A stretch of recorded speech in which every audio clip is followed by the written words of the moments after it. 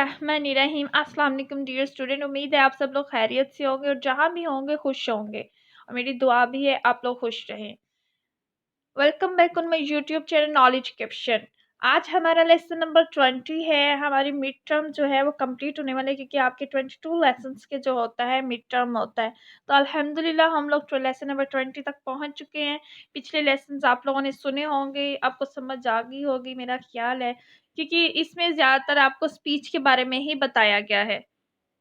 ठीक है, तो इसमें क्या है, हमारे पास जो लेसन नंबर 20 है उसका टॉपिक है हेडिंग क्वेश्चन एंड आंसर। ठीक है, इसमें क्या करना है, handling question and answer. Let's suppose आप स्पीच दे रहे हैं, स्पीकर बने हुए हैं, इसी के बारे में हम लोग प्रीवियस लेसन पढ़ते आ रहे हैं कि एक बार जब आप स्पीकर बनते हैं, स्पीच करते हैं, और आपके सामने की जो ऑडियंस होती है वो आपको किस तरह का बिहेव करती है और आपकी ऑडियंस कैसी है और उसी के अकॉर्डिंग आपने चलना है। तो इसका जो टॉपिक है हैंडलिंग क्वेश्चंस एंड आंसर्स। अब आप स्पीच है, आपने स्पीच दे रहे हैं, ठीक है, स्पीकर बने हुए हैं, आपने एक अच्छी स्पीच देना भी सीख ली है, लेकिन अब डिलीवरी मेथड भी सीख लिया है। तो नेक्स्ट हमारा जो स्टेप है, जाहिर सी बात है, जब आप लोग कोई बात कर रहे हो, अपने ख्यालात का इजहार करते हो, तो लोग आपसे क्वेश्चनिंग करते हैं। तो अब वो जो क्वेश्चनिंग आ रही होती है ऑडियंस की जानब से, उससे आपने हैंडल्स कैसे करना है। सबसे पहले तो ये बात आप लोगों ने जान लेनी है कि जो ऑडियंस की तरफ से क्वेश्चन आएगा वो वर्बल फीडबैक होगा। ठीक है, नॉन वर्बल, जाहिर सी बात है, वो इशारों के साथ तो आपसे जो है वो क्वेश्चंस नहीं पूछेंगे, वो बिल्कुल बाकायदा अपने कुछ अल्फाज के साथ ही जो होंगे आपसे क्वेश्चंस पूछेंगे, तो उसे वर्बल कम्युनिकेशन का नाम दिया जाता है। ठीक है, अब ये है कि ऑडियंस की तरफ से होगा, this refers to questions, comments और objectives that are voiced by person in the audience. ठीक है, कि ये जो होगा कमेंट्स होते हैं, कुछ क्वेश्चंस होते हैं, जो प्रेजेंटर है वो प्रिपेयर कर सकता है इफेक्टिव रिस्पांस। एक प्रेजेंटर है जो अपनी स्पीच दे रहा है, स्पीच कर रहा है, अब वो अपने रिस्पांस को बेहतर तरीके से कैसे परफॉर्म कर सकता है, अगर वो इन स्टेप्स को फॉलो करे तो बहुत अच्छे से अब आपको आंसर देना भी सिखाया जा रहा है। पहले आपको स्पीच डिलीवर करना सिखाया गया, पहले सबसे पहले आपको टॉपिक चूज करना सिखाया गया, फिर थीसिस स्टेटमेंट देनी सिखाई गई, फिर आपको स्पीच बनाना सिखाएगी, फिर आपको स्पीच डिलीवर करना सिखाएगी, फिर आपको अच्छी स्पीच बनाने का मेथड सिखाया गया, और यहाँ पे आपको जो लास्ट वाला स्टेप आ जाता है, स्पीच खत्म हो गई है, अब उसके बाद क्वेश्चनिंग आंसर का मरहला स्टार्ट हो रहा है। तो इसमें क्या है कि आपको अच्छे से आंसर्स कैसे देना है, अब किस तरह इस सेशन से भी एक कामयाब और एक अच्छे तरीके के साथ बाहर आ सकते हैं, इसके भी कुछ टिप्स बता दिए गए हैं। इसमें सबसे पहले है हमारे पास एंटिसिपेटिंग है, फिर आंसरिंग है, रिवाइजिंग है और रिहर्सिंग है। ठीक है, सबसे पहले हम लोग पढ़ेंगे कि एंटिसिपेटिंग में क्या होता है। Questions and comments that audience is likely to raise can be anticipated. अच्छा, इसमें एंटिसिपेटिंग का क्या मतलब है कि बाय कंसिडरिंग कि जो क्वेश्चंस रेज होते हैं ऑडियंस की जानब से वो एंटिसिपेटिंग होते हैं। एंटिसिपेटिंग का क्या मतलब होता है, इसके अंदर क्या टर्म्स यूज हो रही हैं। एक तो वो प्रीवियस एक्सपीरियंस पे होंगे, कॉमन कंसर्न्स होंगे, प्लानिंग पे होगी, इनपुट फ्रॉम एसोसिएट्स, ठीक है, इन पे हो सकती हैं। प्रीवियस एक्सपीरियंस से क्या मुराद है कि आपकी जो बातें थी, जिसके ऊपर आपने स्पीच की है, जिस टॉपिक के ऊपर आपने स्पीच की है, आया कि जो जाहिर सी बात है आपने स्पीच उसी को सिलेक्ट किया ना कि आपके ऑडियंस को उसका थोड़ा बहुत आइडिया होगा। और हमने इसके बारे में भी पीछे प्रीवियस क्लासेस में डिटेल से पढ़ा है कि हमें टॉपिक क्या देख के चूज़ करना है, ऑडियंस को उसके बारे में आइडिया है कि नहीं है, तो वो ही बंदा इसके ऊपर क्वेश्चनिंग करेगा कि उसका कुछ थोड़ा बहुत उस टॉपिक के साथ कोई लिंक रह चुका है। अब उसको उसमें क्वेरी जो आ रही है आपकी स्पीच की वजह से आ रही है, तो उसके अकॉर्डिंग वो क्या करेगा, आपसे क्वेश्चन हेल्प लेगा कि क्या आया, मेरे पास इतनी इन्फॉर्मेशन थी, मेरे इन्फॉर्मेशन के मुताबिक तो ऐसा था, मैंने तो इसे किया तो ये ऐसा साबित रहा, तो आप इसमें ऐसी बातें कह रहे हैं। तो ये सारी चीज़ें जब वो इंक्लूड करेगा और उससे क्वेश्चन बनाएगा, तो आपने इसे किस तरह टैकल करना है। ठीक है, और प्रेजेंटेशन टू आपने क्या करना है, prospective client is regularly asked, ठीक है। अब आपने क्या करना है, how do you propose we implement this program. अब आपने करना है कि हम किस तरह से इस प्रोग्राम को इम्प्लीमेंट कर सकते हैं, ये प्रपोज करना है। उसके बाद आपके ऊपर बताया जा रहा है कि इस तरह की क्वेश्चनिंग ऑडियंस की तरफ से आ सकती हैं। कॉमन कंसर्न है, एक प्रेजेंटर शुड एक्सपेक्ट क्वेश्चंस। एक प्रेजेंटर है उसे बिल्कुल ये एक्सपेक्टेशन करनी चाहिए, उसे अपने टॉपिक के ऊपर इतनी महारत हासिल होनी चाहिए कि उसे पता होना चाहिए कि ऑडियंस से इसके ऊपर, इसके खिलाफ में भी सवाल आ सकते हैं, इसके हक में भी आ सकते हैं, कुछ ऐसे क्वेश्चंस भी आ सकते हैं जो आपको कंफ्यूज भी करें। तो आपको अपने आप को पूरी तरह तैयार रखना है कि आपको बिल्कुल क्वेश्चनिंग आएगी ऑडियंस की तरफ से, ठीक है। और ऑब्जेक्शंस ऑन इशू, ठीक है, आपको ऑब्जेक्शंस भी आ सकती है इश्यूज के ऊपर, और कॉमनली इंटरेस्टेड भी हो सकता है और कंसर्न पीपल, ठीक है। ये आपको एक्सपेक्ट होना चाहिए, ये ना कहें कि लोग आपकी हाँ में हाँ बनाते जाएंगे, ऐसा नहीं है। बहुत से लोग आपकी बात पे ऑब्जेक्शन भी करेंगे, इख्तिलाफ राय भी रखेंगे अपनी, क्योंकि हर बंदे का थिंकिंग लेवल एक जैसा नहीं होता, ना ही हर किसी की पसंद एक जैसी होती है। तो ब्रॉड टर्म्स हैं, such issue pertain to time, cost and impact. ये कुछ इश्यूज आ सकते हैं। For example, people are likely to ask questions similar to those show here. इस तरह के क्वेश्चंस कुछ आ सकते हैं। आपको कुछ एग्जांपल्स दी गई हैं, जिस तरह के how much time will it take to develop. अगर आप कोई प्रोग्राम जो है वो इंट्रोड्यूस करवा रहे हैं तो ऑडियंस पूछेगी तो आपको कितना टाइम चाहिए होगा इसको डेवलप करने में, इसको सीखने में, इसको इम्प्लीमेंट करने में, और गेन अ रिटर्न, और इसके समरात लेने में हमें कितना टाइम लगेगा। एक इस तरह का सवाल आ सकता है। एक दूसरे किस्म का आ सकता है, how much does it cost, ये कॉस्टली कितना होगा। जो प्रोग्राम आप इंट्रोड्यूस करवाने जा रहे हैं, जो सोल्यूशन आप बता रहे हैं, इसके ऊपर कॉस्ट कितनी आएगी, कितने टाइम के लिए होगा, शॉर्ट टर्म होगा, लॉन्ग टर्म होगा, यूज्ड होगा। और उसके बाद क्या है, कंपेयर टू कंपिटिटर्स के, आप इसके ये जो इस तरह का प्रोग्राम तो पहले भी सोसाइटी में चल रहा है, तो उसको उससे तो इतने टाइम पे चला था, मतलब कि आपको जो वहाँ पे ऑलरेडी मौजूद हैं उनके साथ compete करके भी बताया जाएगा, तो आपके पास ईच एंड एवरीथिंग डेटा मौजूद होना चाहिए। व्हाट इज द इम्पैक्ट, इसके असरात क्या होंगे if we do not act as on the matter. अगर तो हम लोग इस मैटर जो आपने डिस्कस किया है उसके ऊपर एक्ट नहीं करते। What is the impact if we do, अगर नहीं करते तो क्या असरात होंगे, अगर करते हैं तो क्या असरात होंगे। तो आपके पास इन दोनों सिचुएशंस का आंसर होना चाहिए कि हाँ में क्या असरात हैं, क्या नहीं हो सकता, और ना में क्या है, क्या असरात है। उसके बाद प्लानिंग पे बात आ जाती है कि planning for a presentation can reveal questions, ठीक है। आपको बिल्कुल आपके पास प्लानिंग होनी चाहिए, जो क्वेश्चंस ऑडियंस की तरफ आएंगे उसको आपने रिवील कैसे करना है, कंसर्न कैसे करना है, जो रेस्ड के होंगे क्वेश्चंस, और ये क्वेश्चंस जो गाइड करते हैं planning process and help a presenter gain insight into the audience. Audience को जो इंसाइट होता है उसको गेन करने के लिए by asking a question, presenter can identify question and audience में आस्क, कि आपको उन क्वेश्चंस को आइडेंटिफाई, आपको अपने जहन में अंदाजा होना चाहिए कि इस तरह के क्वेश्चंस आ सकते हैं, और आपको उस तरह से जवाब तैयार करना है, प्लानिंग करनी है, आपको अपने आप को प्रिपेयर करना है प्रेजेंटेशन के लिए फॉर अ पर्सपेक्टिव क्लाइंट, ठीक है। तो consultant reflects on the following questions. इन सब क्वेश्चंस को टैकल करना आपके ऊपर है, आपने खुद को प्लान करना है, प्रिपेयर करना है, सारे पॉइंट्स को तैयार करना है, ठीक है। और आपने क्या करना है, इन इश्यूज को, will this client be most interested or in or concerned about? Are there any gap और oversight in the message that the client will question, कि इस क्वेश्चंस में क्या ऐसा है जो कि क्लाइंट इसको पूछ सकता है, इसके बारे में सवाल कर सकता है। नेक्स्ट जो हमारे पास आ रहा है, ये हमारे जो थे पॉइंट्स, इसके अंदर कितने आए थे, प्लानिंग, और आगे है इनपुट फ्रॉम एसोसिएट्स। ये हमारा लास्ट वन है जो इसके अंदर हम लोग इस पॉइंट के अंदर पढ़ रहे हैं। एंटिसिपेशन के अंदर हम लोग पढ़ रहे हैं, एंटिसिपेटिंग के अंदर हम लोग ये पॉइंट्स पढ़ रहे हैं। तो नेक्स्ट क्या है, इनपुट फ्रॉम एसोसिएट है कि business associate can be a helpful source for identifying problem, ठीक है, sorry probable questions and objections. जो एक बिजनेस पार्टनर प्रेजेंटर होता है उससे तो बिल्कुल होना चाहिए कि किस तरह के ऑब्जेक्शंस आ सकते हैं, किस तरह के क्वेश्चंस पूछे जा सकते हैं।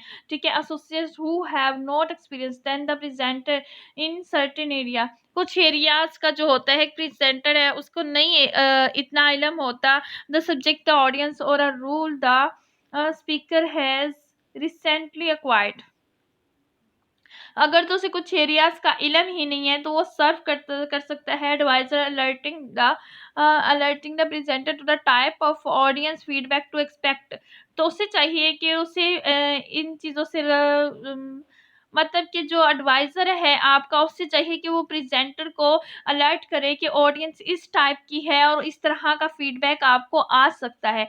इफ द प्रेजेंटर इज, अगर तो वो एक्सपीरियंस्ड है तो फिर तो उसे इतना मुश्किल नहीं होगा। अगर वो नॉन एक्सपीरियंस तो उसके लिए प्रॉब्लम होगी, तो उसके एडवाइजर को चाहिए कि वो उसको गाइड करे वो किस तरह की ऑडियंस वहां पे मौजूद है।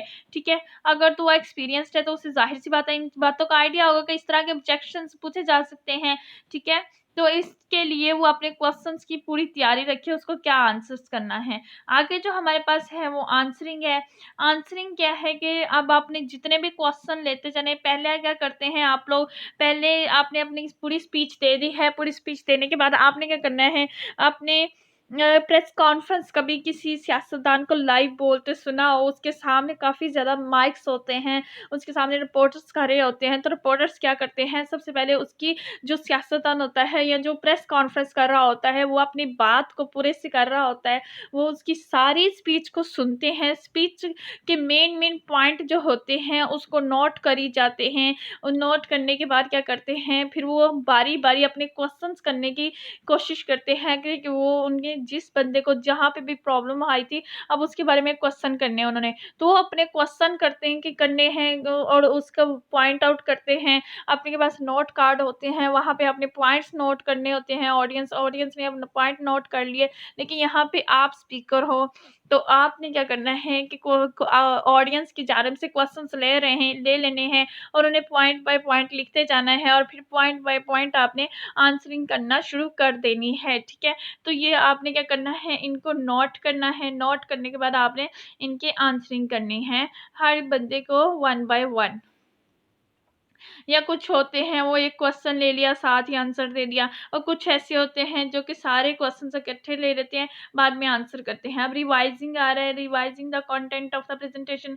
आपने जो कंटेंट पेश किया था कि आपकी स्पीच इस मटेरियल पे मुश्तमिल होगी, अब उसने आपने उसको क्या करना है, रिवाइज करना शुरू कर देना है। अब एंटिसिपेटिंग का मरहला पूरा हो गया, एंटिसिपेटिंग में जो जो चीज़ें आई हैं वो पूरा हो गया, question and preparing answer to them. अब उनके आंसर तैयार करने शुरू कर देने हैं। ठीक है, आपने क्या करना है, उसके बाद प्रेजेंटर में find it advantages to revise the content of the message. अगर तो वो अपना कंटेंट ही रिवाइज कर लिए तो उसमें से काफ़ी ज़्यादा आंसर मिल जाएंगे। Doing so it recommended when a presenter is delivered repeatedly and on almost every ocean the same or similar question and comments are raised। अगर तो हर मौके पर हर एक ही टॉपिक को रिवाइज कर रहा है तो उसके क्वेश्चन वगैरह भी सेम होंगे, क्योंकि एक ही टॉपिक को अक्सर जगह पे बार बार जाके बयान किया जाता है। ठीक है, तो ये रिवाइज कंटेंट रिवाइज करने से भी क्या होता है कि आपके क्वेश्चंस भी अच्छे तैयार हो जाते हैं और क्वेश्चंस के आंसर भी आपको अच्छे मिल जाते हैं। कंटेंट वही है जो मटेरियल आपके पास तैयार पड़ा हुआ है, जिसके ऊपर आपने अपनी स्पीच तैयार की थी, यही आपका कंटेंट है। How you might ask, would you implement this program? That's the next point we will consider। समझ लो कि आपने एक प्रोग्राम के बारे में सजेशन दे दी है, अब आपने इसके बारे में ये एक्सपेक्टेशन रखनी है कि लोगों को आपने इंटरेस्ट तो क्रिएट कर दिया है, लोगों को आपने प्रॉब्लम बता के सोल्यूशन का तो बता दिया। अब जाहिर सी बात लोगों के दिलों में जाहिर सी बात है, कोई भी प्लान इंट्रोड्यूस करवाया जाए तो सबसे पहले सवाल जहन में यही आता है कि इम्प्लीमेंट कैसे होगा, मतलब इसका अमल दरामद कैसे मुमकिन होगा और ये कितना टाइम लेगा। ये सारी चीज़ें हर बंदे के सवाल में आती है, ज़हन में सवाल आता है। तो इन सारी चीज़ों का आपके पास पूरा होना चाहिए बंदोबस्त, क्योंकि आपने अपनी स्पीच के अंदर प्रॉब्लम आइडेंटिफाई की है और उनका सॉल्यूशन सजेस्ट किया है। अब आपने उसकी इम्प्लीमेंटेशन बतानी है, टाइम बताना है, कॉस्ट बतानी है। इस तरह के सवाल जो है वो ऑडियंस से आ सकते हैं। ऑडियंस के सवालों का आपके पास जवाब होना चाहिए। It is not available to revise content to import. अगर ये दूसरी सिचुएशन है कि अगर आपको के लिए पॉसिबल नहीं है कि आप अपने को मतलब आपका जो कंटेंट है आप उसको रिवाइज कर सके, तो आप इसके लिए क्या करेंगे? if doing so if doing so would interfere with the continuity of the message, तो आप अपने मैसेज को continuity के साथ जारी रखें। ठीक है। if the time available for the presenters is limited, presentation is limited, अगर तो टाइम अवेलेबल है आपके पास तो प्रेजेंटेशन को लिमिटेड रखें। If the issue is potentially controversial होता है, कंट्रोवर्शियल होता है कि एक बात जो मतनाज़ा बन जाती है, कि कुछ लोग तो उसके हक में बात कर रहे होते हैं, कुछ उसके इख्तिलाफ में बात कर रहे होते हैं। ठीक है। कुछ इससे इख्तिलाफ कर रहे होते हैं। ये कंट्रोवर्शियल इशू हो जाता है जिसके ऊपर आर्गूमेंट किए जाती है, दलाइल दिए जाते हैं और अपनी बात से साबित किया जाता है कि आप कौन लोग सही सोच रहे हैं कौन गलत।